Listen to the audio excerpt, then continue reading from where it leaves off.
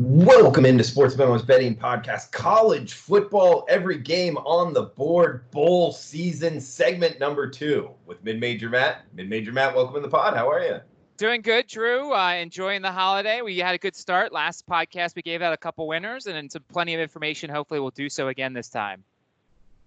Hopefully we will find more winners than losers and give out some good betting information on this. And we're going on this segment from Christmas Eve's matchup here, 221-222, BYU and Hawaii, all the way down to the end of Monday, December 30th card, Mississippi State, Louisville. That's rotation number 289-290 if you're keeping record at home. So that is a bunch of games. We got to get right after it, Matt. Talking about a game here I love, and degenerate gamblers out there will know what I'm talking about. It's the Christmas Eve 8 p.m. Eastern kick here, BYU at Hawaii. There's going to be people at Christmas Eve events, family parties. The game might be on in the background, and there's gamblers out there like myself that like to have some action on it. I haven't bet it as of now. I will in the next day. Yeah, only got about a little over 24 hours to decide on something, Matt. So hopefully you can help me out here. BYU, help the listeners out as well.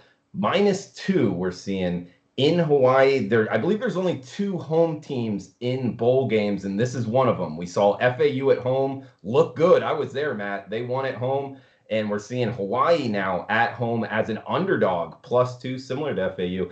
64 being the total here, Matt. I'll throw it over to you. It's Christmas Eve night. This is going to be a heavily bet game, singled out, primetime game here. BYU at Hawaii, this one on ESPN. How would you look to bet it, man? So there's a bunch of things, and we talked about this in the first podcast. There were a lot of questions regarding the quarterbacks. We still don't know who's going to start for Hawaii, whether it's going to be McDonald or it's going to be the Cordero kid. McDonald's had a great season so far, but it feels like they've had the quick yank when he has struggled at times with the interceptions. They bring the Cordero kid. Look, this is a rivalry game. These two teams do not like each other, and it's a big game for BYU because they recruit a ton of Hawaiian kids. They recruit a ton of kids from that area. That's the one thing that usually when you play in the Hawaii Bowl, you would lean towards the home team for because, look, going to Hawaii, all the pomp and circumstance of being on the beach, well, a lot of these BYU kids have done that before. They're just coming home, so they won't be fazed as much by everything that a normal person would be in a trip to Hawaii. Last year, these two teams played 49-23 BYU. 2 years ago, BYU won 30-20. Look, it's a tough spread for me. Zach Wilson makes a whole lot of difference. If you remember last year, Zach Wilson went, 19 for 19 in the bowl game. Mm-hmm. They score a ton of points. Their defense is not terrible against the pass. They're ranked 36. The coaching staff has put the kicker competition up, so that's something to watch between Jake Oleroyd and Skylar Southam. BYU has started more players than any other team in the country due to roster shuffles and injuries. That's 50 players that they've started so far this season. There's a couple guys who could see some action. Emmanuel Escupa at running back, Bracken El Bakri, a defensive lineman. They have good chances to play. Everybody traveled, so that's good. With regards to the actual side here, look, BYU has the advantages of a lot of teams that don't, as we said, with regards to Hawaii. But can Hawaii do that whole get up and down thing? I don't think BYU wants to get up and down with Hawaii. As we showed, they played one high-scoring game last year and a lower 50 points game 2 years ago. So, look, it's a really sharp number here. I'd love to take the over because it feels like one of those games are going back and forth, but I don't know if BYU obliges here. I lean to BYU and I lean to the under, but I don't know yet if I'm going to play anything in this one. Yeah, Matt, I don't think it really matters too much who the quarterback is. I know what you were saying about Cordero and the interceptions with McDonald, but it seems like Rolovich goes back and forth with the two. I tend to think that the handicap is up front. Can Hawaii handle BYU's defensive front? And on the other side, can Hawaii's defensive front stand up to BYU's kind of offensive line there? And if they can, I think Hawaii has better athletes on the outside. It's just that's a big if, not to mention it is a home game for Hawaii. I would give a little bit of credence there towards the Rainbow Warriors. I like Hawaii +2. I just haven't gotten there yet. Any feel there on kind of the defensive front, and who do you think wins that battle? Well, Hawaii allows 31.7 points per game. They give up over 200 yards rushing, which is 105th. But the good thing is BYU's had so many injuries at running back, that position is not one of their strengths. You talked about it. This game is the only one that's going to be played, and Vegas and the odds makers know that a lot of people are going to bet this game. So it's going to be one of the sharpest spreads out there because they know if they mess up, if there's a line move that goes against them, then they're going to get hammered because, as you said, all eyes are on this game on a Christmas Eve night. To me, I haven't seen enough Hawaii to know, usually at East Coast, I'm on bed before the Hawaii games start. I've watched a lot of BYU. I've seen them out physical teams. I've seen them, I saw the Liberty game where they out physical Liberty. Granted, that was, a different type team here. It's a great game. And, this might be a perfect time to go live into it. Watch a drive or two. Watch the pace of BYU. If Hawaii scores, does BYU quicken up a little bit? And I know that's not necessarily what you want to hear on the podcast, but this might be the perfect game to let a drive or two go and then bet live depending upon what you see. All right, Matt, good stuff. We got rotation number 223, 224 up next. Thursday, December 26th card. This is the day game, 4 o'clock Eastern kick here. Might be my favorite bet of the bowl season here, Matt, in terms of the confidence ones. This was right towards the top with me. We're talking the Miami Hurricanes at Louisiana Tech Bulldogs. I say at, it's about an hour drive from Ruston, Louisiana to Shreveport, Louisiana. So they're not technically at home, but very close to the campus here. -6 or -6.5. That's the Hurricanes. 50 being the total in this one, Matt. Yeah, I jumped in on this one early. The numbers if this was a game that was being played probably in September, Miami would probably be a heavier favorite. Miami's got the better athletes, but everything about this matchup, and I jumped in early and got Louisiana Tech plus 7.5. It's the question of, does Miami want to be there? Do they want to, the day after Christmas, with their families, spending it in Louisiana? Look, they're going to have to spend all their Christmas festivities there. Guess who doesn't have to travel anywhere? Louisiana Tech. The kids, pretty much for the most part, are going to stay home. I'm betting a lot of families probably went to Shreveport, and they don't have that far of a drive for this game. I don't know what Miami's mindset is. The loss to FIU, the loss to Duke is massive underdogs, or massive favorites, excuse me. This team is 2-10 in bowl games since beating Florida in 2004. We've already seen, and we talked about this in the first podcast, several players, Jonathan Garvin and Trayvon Hill, are both sitting it out. Michael Pinckney just announced like a day or two ago, the linebacker, that he's not playing in the bowl game. Second in tackles, 5 sacks, 12.5 tackles for loss. Jeff Thomas, one of the wide receivers, is not playing in this game because he's getting ready for the bowl. We still don't know who's going to be at quarterback. They even threw out the idea of putting Tate Martell at quarterback. Although, the offensive coordinator, Dan Enos, was talking about how, he's not ready, but they're still kind of, making him prepare for it here. The one thing I don't like here is Manny Diaz is going to give younger players the time instead of these guys. And you would think that Miami's backups are going to be pretty good here. So that's a bit of a concern. You look on the other side. Skip Holtz is 5-0 under Skip Holtz in the playoffs, or in the bowls, 6-1 since 2008. Jamar Smith is really good. The reason why this team lost 2 games down the stretch was they didn't have Jamar Smith. They didn't have Adrian Hardy.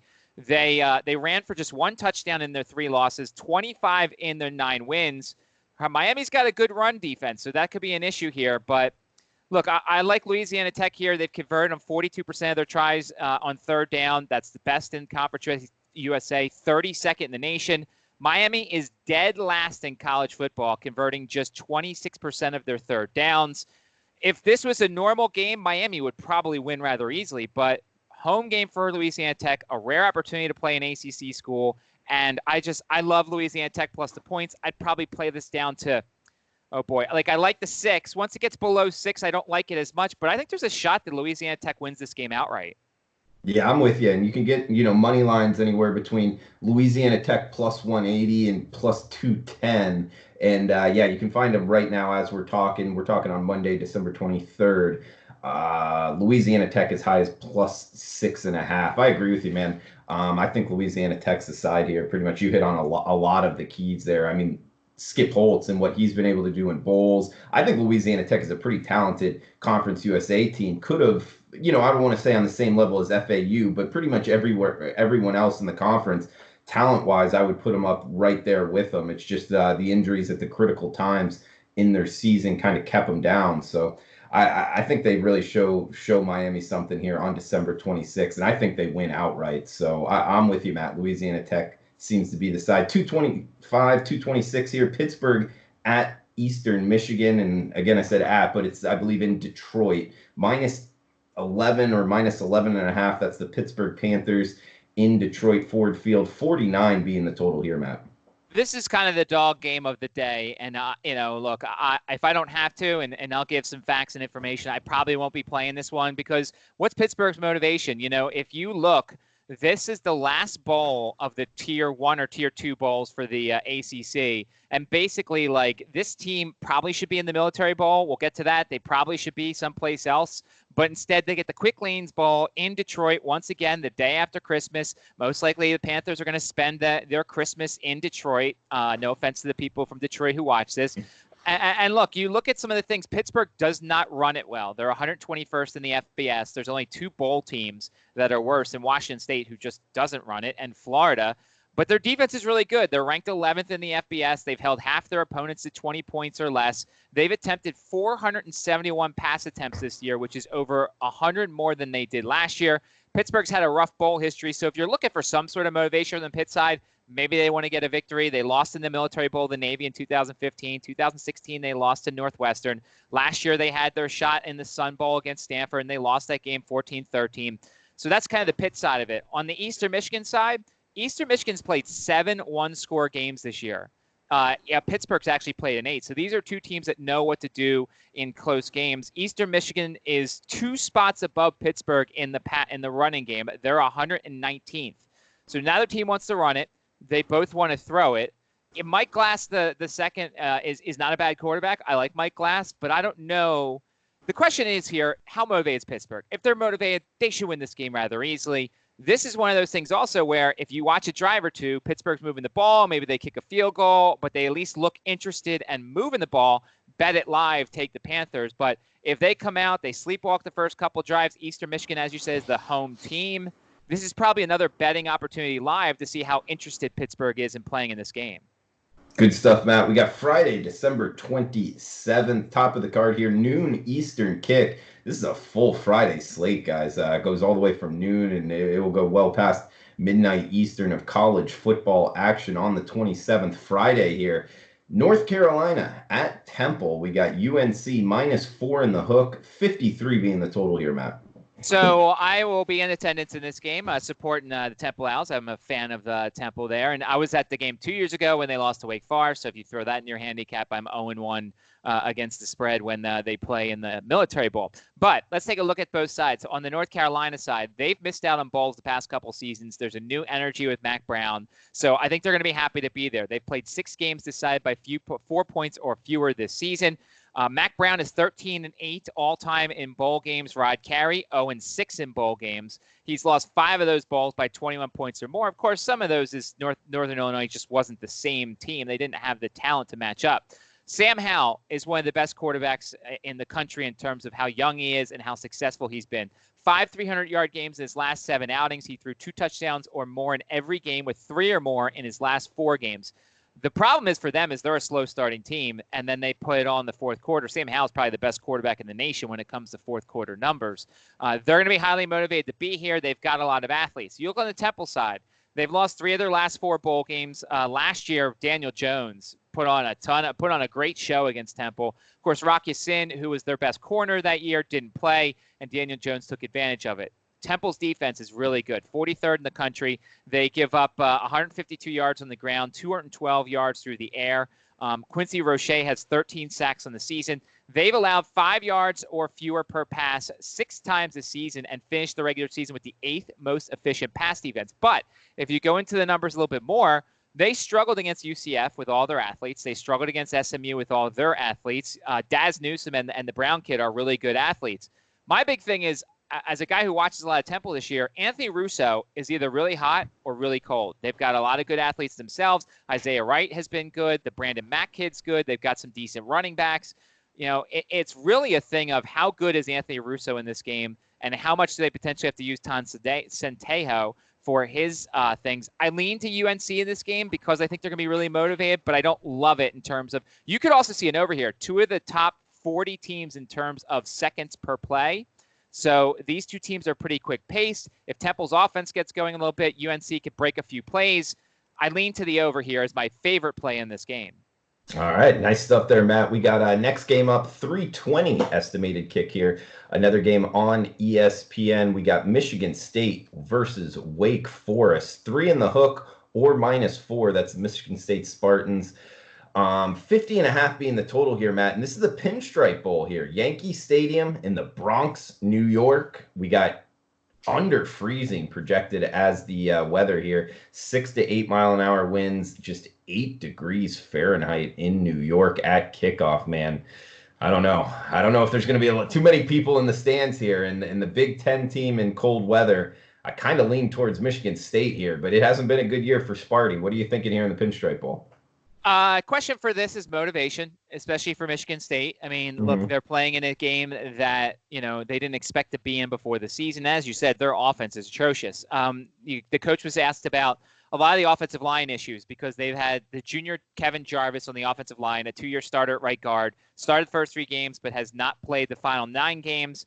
The coach was very coy, didn't really answer the question as to whether or not he will play. Good thing is Wake Forest defense is terrible.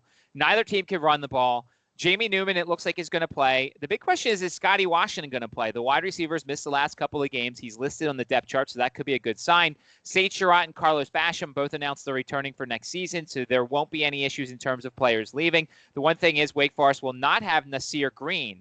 He is the safety. He underwent a procedure. Honorable mention, all ACC selection, 65 tackles, 4 pass breakups, 3 forced fumbles, and an interception. He's not going to play in this game for Wake Forest. Wake's defense is horrendous. And the thing is, look, Wake Forest wants to go. Michigan State wants to plod their way down the field. The big question for this game, I'm looking more at the total, is if you think Wake Forest's terrible defense can slow down Michigan State's terrible offense, then you look towards the under because I think Michigan State's defense will show up and at least slow down, Wake. If you think that Michigan State's going to be able to score here, then you probably do look at the over because Wake is just going to want to throw the ball. And as I said, they're one of the quickest teams in the country when it comes to moving with pace here. And you know that Dave Clawson's done some good work. You look at Michigan State against weaker defenses. The last game of the year, they played Maryland, and they only scored 19 points. Not great. They only scored 27 against Rutgers in Piscataway the week before. And then they only scored, look, they've put up some terrible offensive efforts.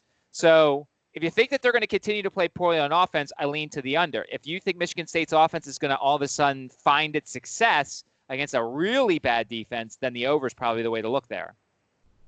Matt, next game up, we got Oklahoma State versus Texas A&M. I believe this is Texas Bowl in Energy Stadium in Houston, Texas. Texas A&M -6.5 or -7, depending where you're shopping. 54 the total here. We got the Big 12. We got the SEC. This is a pretty big-time matchup here for Friday, December 27th. Which way are you looking to go here, Cowboys versus the Aggies? Well, definitely I'm going to ask for your opinion as well in this one because this is actually a game that I don't know as much about. There's a lot of facts out here. Let's start out on the Texas A&M side. The Matabuki kid is not going to play defensive lineman for Texas A&M. That's one of their best, if not their best, defensive linemen. They're also, Texas A&M is down to 1 scholarship running back. Cordarian Richardson is unavailable for this game. So freshman Isaiah Spiller is going to have to carry the water. Starting the last 8 games for the Aggies, 869 yards rushing, 9 touchdowns on the ground this season. Their backup running back is their backup quarterback, Connor Blumrick, who was running in the second team offense during the open practice session last weekend on Sunday. He's had carries in 3 games this season, 28 yards on 7 carries. So if Texas A&M is going to hope to run the ball and use that to their advantage, they may have to turn to this Blumrick kid to spell Spiller. On the other side, running not an issue for Oklahoma State. Only Oklahoma among Big 12 teams ran the ball better than Oklahoma State. Chuba Hubbard's going to play in this game, so that's pretty big. Beware if that status changes over the next couple of days, but it looks like he's going to play. Looks like Spencer Sanders is going to be the quarterback. Drew Brown is probably also going to play, so we got a 2-quarterback type of system here. On the Oklahoma State side, assistant head coach Casey Dunn is going to UNLV. So is their defensive line coach, Joe Bob Clements. The OC/quarterbacks coach, as Sean Gleason, potentially could go to Rutgers or Texas. So you have to watch out if any of those guys leave officially up until bowl time. It looks like Casey Dunn is going to still coach the ball before going over to UNLV. But if Sean Gleason leaves beforehand, that's the offensive coordinator leaving Oklahoma State. I can honestly say I haven't seen enough of these 2 teams here, but if I'm going off of the personnel stuff, it looks like Oklahoma State has the edge if Texas A&M's best defensive player is not playing and their running back position is down to a freshman and a backup quarterback. See, Matt, what scares me about Texas A&M is, you look at it's pretty much a team that you could have projected they beat everybody they're supposed to from the beginning of the season, and they lost everybody they were supposed to lose to. I guess the kind of the toss-up game there with Auburn with just a 4-point spread, which they did lose. But I mean, look at Texas A&M's losses: Clemson, Auburn, Alabama, Georgia, LSU. You know, that's as tough as the schedule as it gets, and they are the number one schedule strength in the country. So it's kind of tough for me to power rate Texas A&M, to tell you the truth. There's a chance they could go out there and just, top to bottom roster kind of overpower Oklahoma State. I don't necessarily think that's going to happen. It's what kind of scares me on my confidence level, because I do like the Cowboys, Oklahoma State, the mullet. They're going to run a little up tempo. You talk about Spencer Sanders. I thought he was going to be out, but if he's playing, he's a heck of an athlete, a guy that I'm going to be looking to bet on Oklahoma State next year. I think that they will be able to move the ball. And, I wouldn't take too much away from that Oklahoma State loss to Oklahoma in the last game of the season. It was really cold, really windy. I would have liked to seen that game play, in a little bit more conducive weather there, because I think Oklahoma State might have a shot at knocking off the Sooners. Overall, I like Oklahoma State. I'm looking to bet them. I just want to get a little bit more information on Spencer Sanders and his health. So hopefully that helps the listeners out there. We got next game up, USC versus Iowa. We're seeing the Hawkeyes -2, 52 the total. And of course, this is Pac-10 versus Big Ten here. Two prominent programs here, Matt. A pretty, competitive line is out there in the marketplace. We're seeing this one in San Diego, California. Likely going to be good weather here. Going to be a fun one to watch. How did you look to bet the Hawkeyes and Trojans, Matt? There's a couple of things to consider here. We'll start out with USC. I read a story that basically said every one of the underclassmen that are considering the draft are putting off their decision till afterwards. And that's a big thing when it comes to these bowl games, because as you see, we're going to talk about some other games where underclassmen have decided to leave. So these kids are really focused, it seems like. Plus, whether we get a temperature of how much they like Clay Helton, they did announce that Clay Helton's coming back next year. So that's either going to be really good for the kids and they're going to really want to play for their coach who just got the vote of confidence. Or if they're not the biggest fan, then you'll see them kind of lay an egg in this one. USC over 33 points per game so far this season. They're averaging over 41 points per game their last 3 contests. They have problems with turnovers, though. They've lost this turnover battle 6 times. They're -7 on the year. They're 0-3 when the turnover battle is at -2. Iowa is 3-0 in those games. So Iowa will try and force some turnovers. On the other side, you've got an Iowa defense that's 12th fewest yards per game and 5th fewest points per game, trailing only San Diego State, Ohio State, Georgia, and Clemson in the entire FBS. Iowa has one of the most effective pass defenses, but you can beat them. They've allowed fewer than 200 yards per game 9 times, but they've also allowed over 300 yards in the other 3. But the games where they allowed over 300 yards, they actually won those games. I'm not a big fan of Iowa's offense. I don't think that they're as explosive as USC's is, for sure. The other thing to consider, and you hate to consider stuff like this, is there any motivating factor for the passing of Hayden Fry? Look, I know these kids don't know who Hayden Fry is, but he's big in the program. It's just something to consider there as something small. You look at Iowa's offense, they scored 27, 19, 23, 22, 20 their last 5 games. I think I'm looking at the under here. I think Iowa can drag USC into a Big Ten type of game. I think USC could struggle a bit to score. I think, unfortunately, for the under, there might be a turnover and some short fields. I lean to the under here as the best play in this game, but I'd also probably consider Iowa, even though this game's on the West Coast.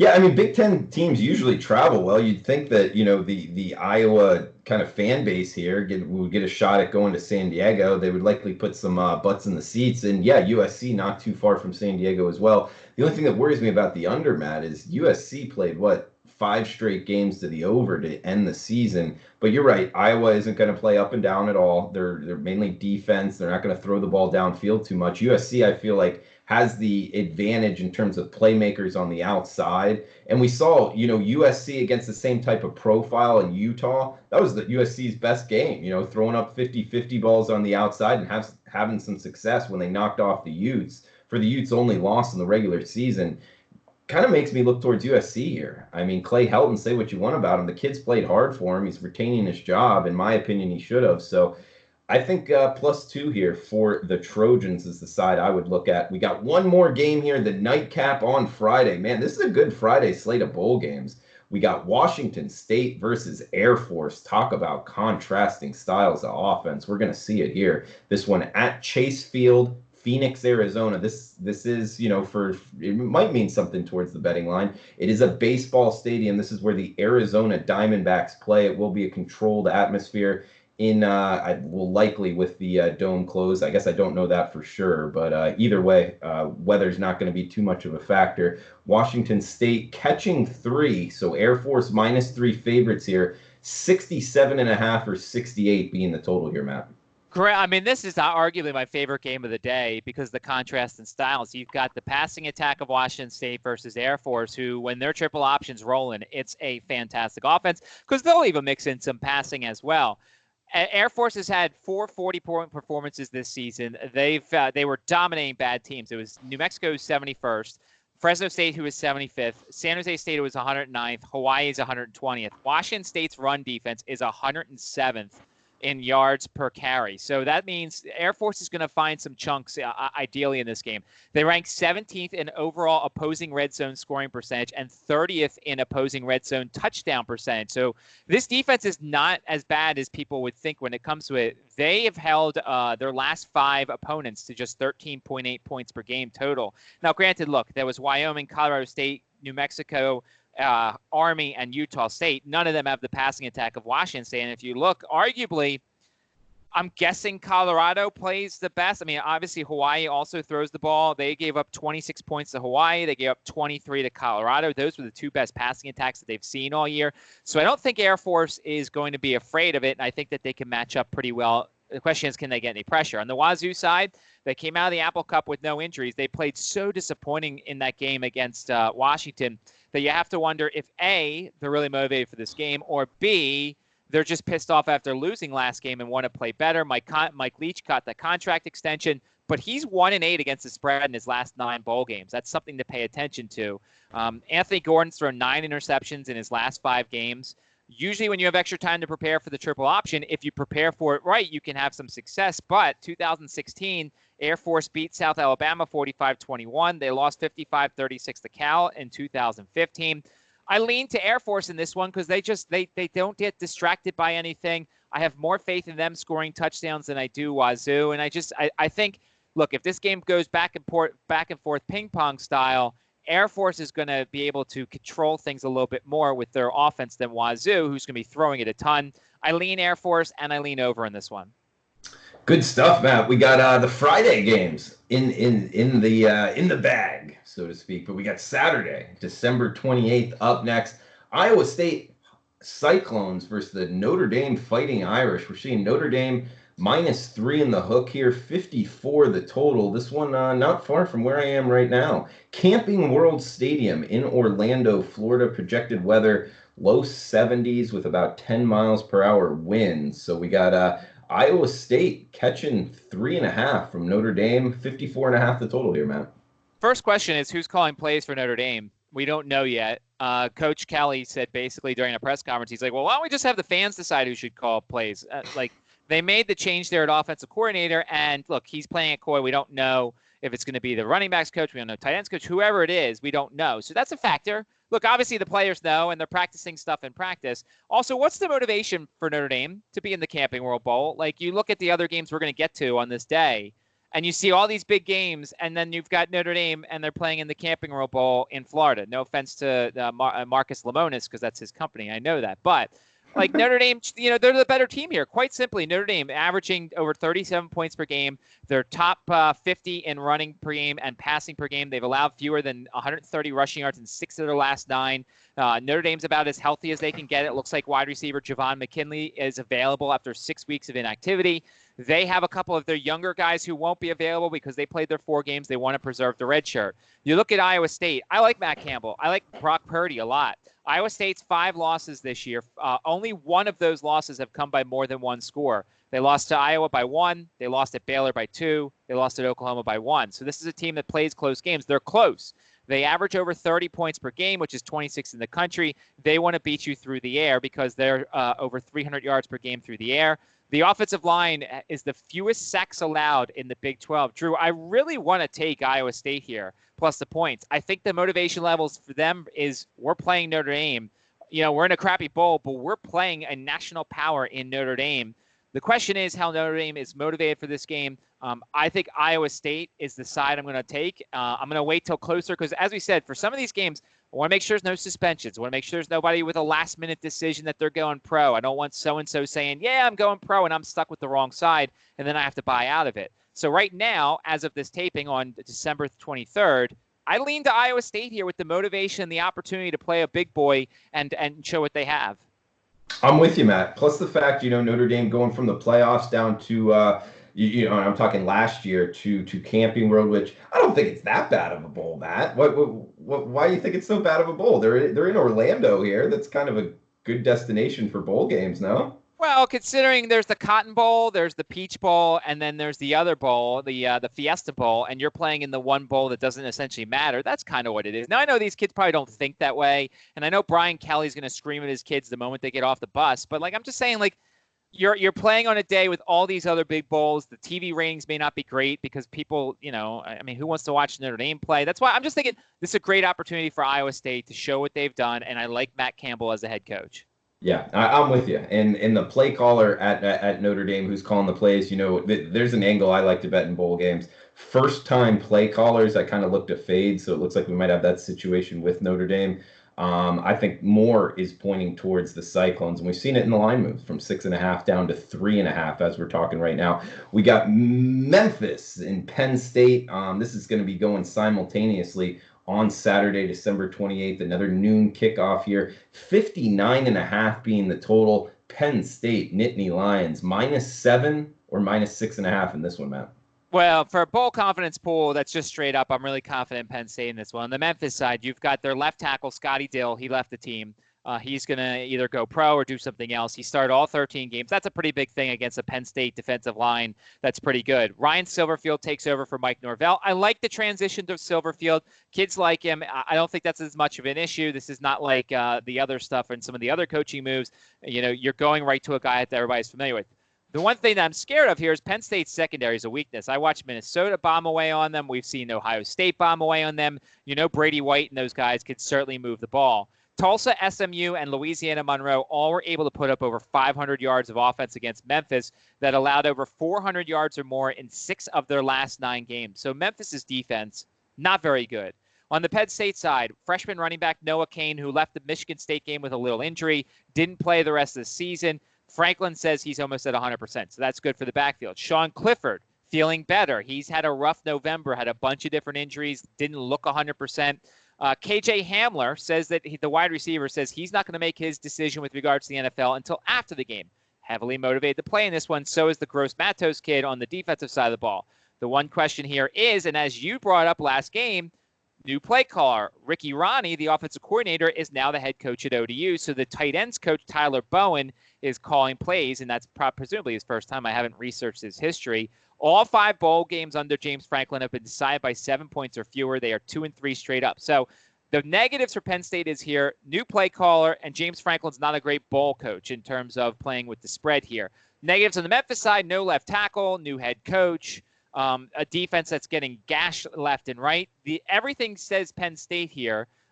But I think maybe the over's worth a look here. I think Penn State gets whatever they want. I think Memphis can backdoor a couple touchdowns here. I think that this is a game that could see a ton of points on that day. All right, we're talking with Mid-Major Matt on Twitter at Mid-Major Matt. You can follow me on Twitter at Drew Martin Bets. We got the playoff games and then Monday, December 30th bowl games to finish off the Every Game on the Board podcast. We'll have Matt on next Monday to finish off bowl season games here. And guys, special coupon code for this podcast. You can get 7 days all access with Mid-Major Matt for under $10 a day at sportsmemo.com using the coupon code MMM69 at checkout for Mid-Major Matt's 7-day all access package at sportsmemo.com using the coupon code MMM69 at checkout. We got the playoff games up next, Matt. Oklahoma versus LSU. LSU playing in Atlanta, back-to-back games here. Now facing Oklahoma Sooners and having to lay 13 in the hook. 75.5 or 76 being the total. This is the first playoff game. Number 1 versus number 4, Saturday night, December 28th. We got it on ESPN. Oklahoma plus 13.5 versus LSU, 76 being the total, Matt. Both these numbers seem really high. I mean, and there's still a lot of things to consider because there could be injuries. Look, on the LSU side, we don't know what the Edwards-Helaire kid's going to do. He suffered the hamstring injury in practice last week. I have not heard, and if I'm LSU, I'm not going to tell you very much about it, other than he sustained the injury. And if he's close or not, I'm not going to tell you that stuff. They've played 2 games with a total of 70 or more this year, 1 over, 1 under.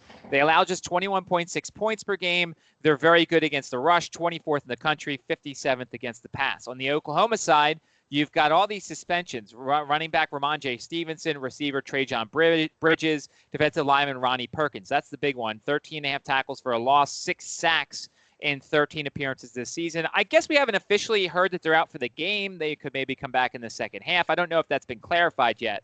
Another injury on the Oklahoma side, DeLauren Turner-Yell, the starting safety, broke his collarbone, 75 tackles and 5.5 tackles for loss. Oklahoma's had 5 games with a total of 70 or more, 2 overs, 3 unders, 5th highest scoring offense in the country. But of course, in the Big 12, what does that matter? Because no one plays any sort of defense. This team's actually better number-wise against the on defense than you think. Look, Oklahoma's 32nd against the run, 24th against the pass in the country. Now, I don't like hanging my hat on that because, once again, I don't think Oklahoma is that good, but this number seems high to me. It got up to 78 the first day it came out. I would have taken the under there. I actually, hold your nose here, Drew, but I actually think the under might be worth a look here. Like, I think Joe Burrow and LSU is going to get whatever they want, but I also think that LSU's defense can slow down Oklahoma a bit. I don't know if I'm going to play it yet. I may wait to see if it comes up or down because, as I said, I don't think the public wants to bet unders because they want to see points. So maybe we see a little bit of a buyback and it goes back up. But hold your nose maybe and take the under in this one. Yeah, that's a tough one to watch if you're going to be taking this one under. I don't necessarily disagree with you, Matt. I can see LSU's defense having some success too. But, watching these two teams, or maybe the close your eyes special, hold your nose special, whatever you want to call it, betting this under, that's going to be a rough one. I'm with you though, Matt. I mean, I think LSU's the side here, minus 13.5, except we've seen this before in college football. Oklahoma, week 4 seed, everybody talking kind of negatively about the Sooners, there had to be a 4th team in, so they kind of get it by default. And LSU, the 1 seed, ahead of Ohio State and Clemson, and this resume they've been able to put together throughout the regular season in the SEC West, going on the road, beating Texas, beating Georgia in the SEC championship game, now getting to go back. They're already going to be acclimated to the stadium, everything like that. Joe Burrow wins the Heisman, but we've seen that in the past as well. All of these accolades, they're getting patted on the back for, near a month now, mid-major, Matt, and they get the Heisman Trophy. Sometimes they come out a little flat in this spot. Could you see that happening with LSU? I could see that. You've heard for the past couple of weeks that they're going to win this game. They could win the championship. The betting. I'm guessing they're the betting favorites of the 4 to win the national championship. And yeah, you get your smoke puffed up. And then Oklahoma's heard the last couple of weeks. Yeah, you don't belong. Yeah, you're probably going to get killed. Yeah, Jalen Hurts is a nice story, but I mean, I could certainly see them coming out slow. And look, I don't love the under, and it's very tough because 13 is about right. LSU is that much better. If this wasn't the semifinals, if this was once again just a normal game in October and it was played closer to home for LSU, yeah, that seems like about the big number. But you've got this big stage here. Oklahoma covered last year against Alabama in the same situation. Alabama was supposed to smoke Oklahoma, and they did. They beat them 45-34, and they were 13-point underdog. But Oklahoma backdoor to cover, and this one got to cover. So that's the other thing you worry about here is maybe LSU's up big late and Oklahoma gets a backdoor touchdown. You lose the 13. So there's just a lot of things to consider for this semifinal game. Matt, let's talk the next semifinal game here. Number 3, Clemson. Number 2, Ohio State. Rotation number 243, 244. The nightcap on Saturday night, 8 p.m. Eastern kick on ESPN. We're seeing Clemson taking some money, -2 now. 63 the total here, Matt. So I think this is a personal preference game because I think a lot of people who watch these podcasts are college football fans. I think there's a lot of Big Ten fans. There's a lot of ACC fans. My play here is, and what I'm probably going to end up playing is Clemson money line. I just think Clemson is getting somewhat undersold in this whole thing. Clemson had the really easy schedule. They played 8 bowl games, though. It's funny because they say, oh, Clemson had a really easy schedule. They did end up playing 8 bowl games, and they beat every one of them except for North Carolina by double digits. And they've been impressive this year. Since throwing 8 interceptions in the Tigers' first 7 games, Trevor Lawrence has passed for 23 touchdowns and has thrown 169 consecutive passes without an interception. They've got the wide receivers. They've got the running backs. They've got a great offensive line. The defense might actually be almost as good as it was last year, and they graduated a whole defensive line to the NFL. The secondary might be a little bit of a weak spot. We saw them in the first half get exploited a bit by Virginia. I think Bryce Perkins, found some spots on Kayvon Wallace and those guys. I just really like Clemson. Now, it's partially biased because I've seen a lot more of Clemson than I've seen Ohio State. How 100% is Justin Fields for this game? He did not look 100% the last couple games. Now, granted, they still won. They still put up impressive numbers, but how close to 100%? There's a couple corners who are a little banged up for Ohio State, but with all this time off, you figure that this team's going to be 100%. One thing to see is at home, they've allowed 73.4 rushing yards per game. On the road, they've allowed over 130 rushing yards per game. That includes they played Taylor, the Wisconsin kid. And the one time they shut him down, and then, of course, we saw what he did in the Big Ten championship game. Justin Fields doesn't throw interceptions. They've had 8 fumbles, though, in their last 5 games. Personal preference for me is I just lean Clemson. I think they're getting undersold here. I think all year they've been undersold. I think Dabo's been pushing the right buttons. And by the way, at the ESPN College Football Awards ceremony, no Clemson players got an award. You don't think he's going to use that? I think Clemson's the best team left. I'm taking Clemson on the money line on this game. I like it, Matt, with some confidence there on Clemson. Good stuff. We got 1 day of games left, 4 bowl games left for this podcast. And guys, we will be back next Monday with Mid-Major Matt breaking down the rest of the bowl slate. Next game up, kind of under the radar bowl game here, Matt. Battle of the Wests. Talking Western Michigan versus Western Kentucky. We're seeing Western Kentucky -3 with some juice, or -3 in the hook, depending where you're shopping. So good one to kind of shop around for the best sports book, depending which side you're liking. 54.5 being the total here. Battle of the West, like we talked about, Matt. This one in Dallas, Texas. Which way would you look? Which West are you looking to bet? Well, so this is a team we've obviously talked about a lot because they're 2 mid-majors. And for those who are loyal to the podcast, they know I had the over on the Western Kentucky win total for the season. We hit that very easily, which was the irony was they lose that FCS game to Central Arkansas. The Duncan kid goes down at quarterback and Ty Story comes in. But it's really been about the defense. Western Kentucky has the best scoring defense in the Conference USA. They've held their opponents at 20.1 points per game. They allow 137.3 yards rushing per game, which is what Western Michigan kind of wants to do with the Bellamy kid. D'Angelo Malone, one of the best defensive guys in the country, tied for 4th with 21 tackles for loss. He had 11.5 sacks. Conference USA Defensive Player of the Year. A lot to like about Western Kentucky, and I think their defense shows up in this game.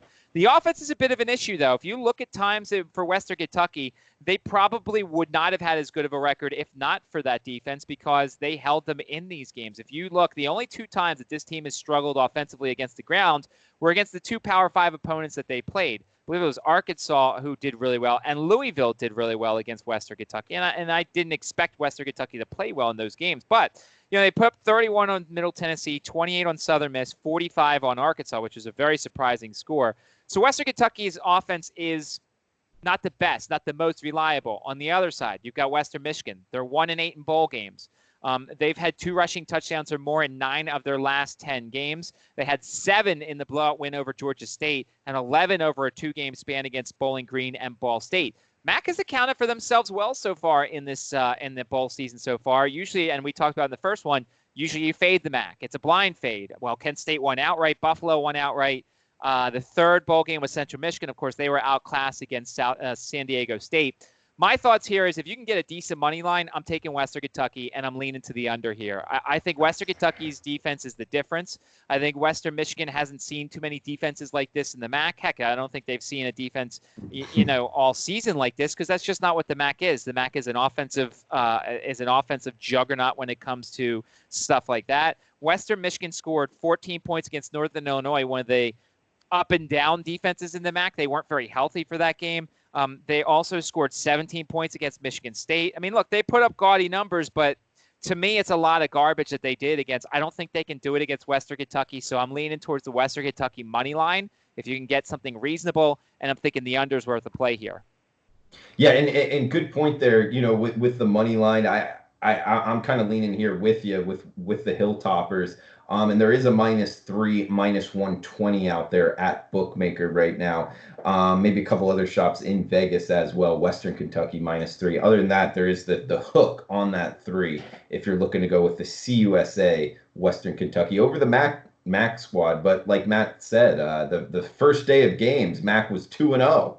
ATS and straight up, but then did lose there with Central Michigan. So we'll see here on the 30th. Next game up, Illinois at Cal. Again, I said at Cal. It's from Berkeley to Santa Clara, but it is much closer to Berkeley than it is to Champaign. We got 43 being the total, -6 or -6.5. That's Cal lane in this one, Matt.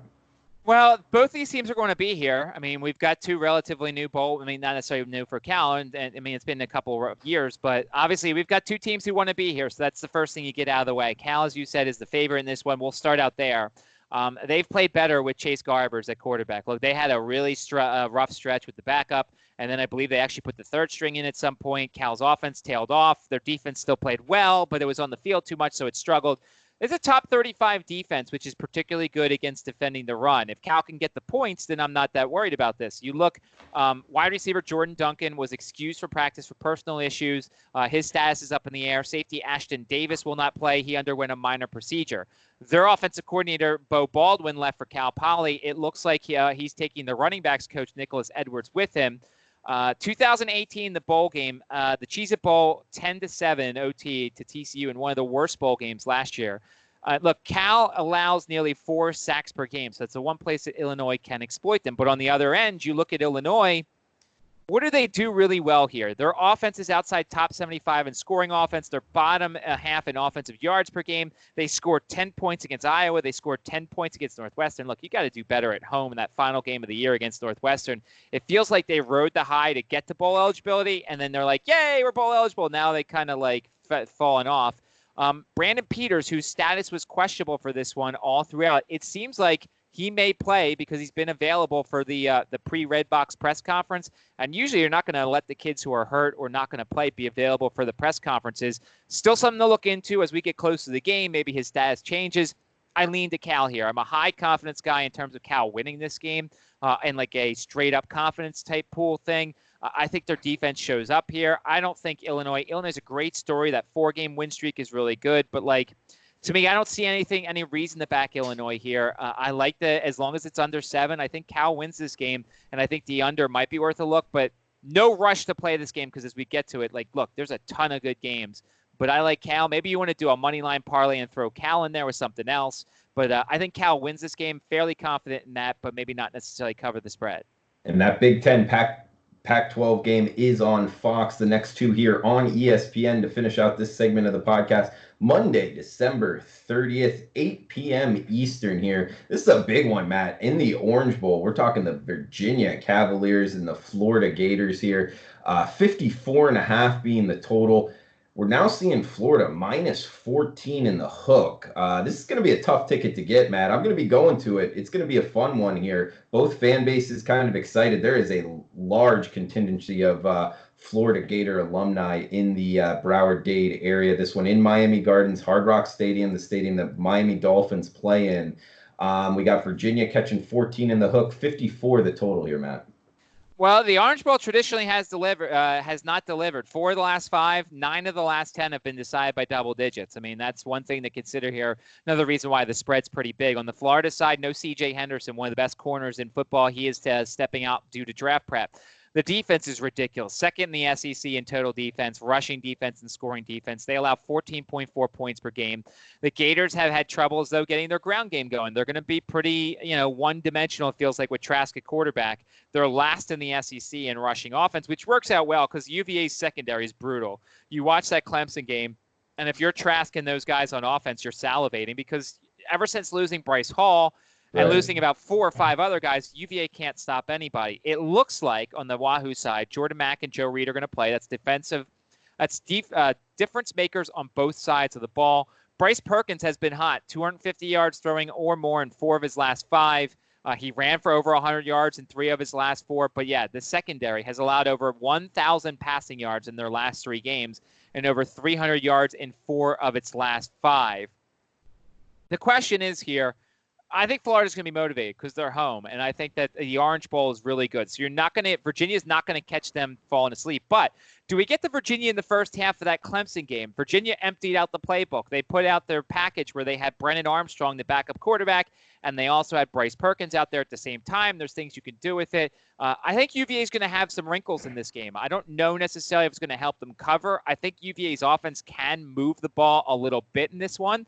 The over's not a terrible look because I think Florida's going to be able to score here.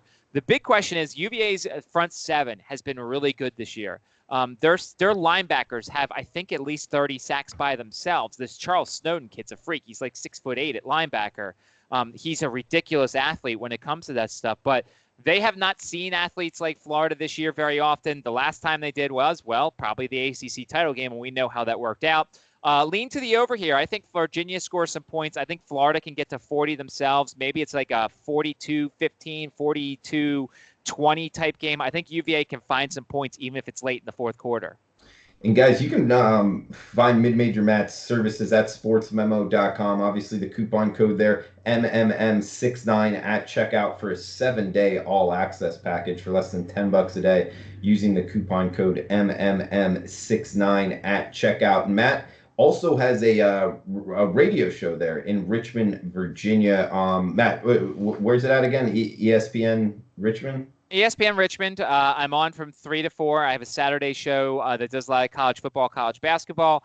If you're thinking of betting on any games involving any of the Virginia schools, so Tech, UVA, Richmond, VCU, ODU, stuff like that, we do some previews on Saturday. Taking a couple weeks off for the holidays because our station is the one that airs all the bowl games, so they're all in the afternoon. So I'll be home watching a lot of them. But once 2020 hits around, then yeah, we'll be back on the air doing some shows here in Richmond. So you're the perfect person to ask. In terms of the Virginia fan base and just in that area, I mean, this is the biggest bowl game they've been in quite some time. What would you say kind of the motivation overall is for the program? I would think they're going to be highly motivated for this one, and it's an opportunity. They've kind of pointed to this whole 3-game thing here, which is ironic because they've got Clemson that they play in the ACC championship game. They've got this bowl game, and then next year in the Chick-fil-A Kickoff Classic, they're playing Georgia. So this is the big 3 games for them to see where they are. So far, they kind of failed test 1.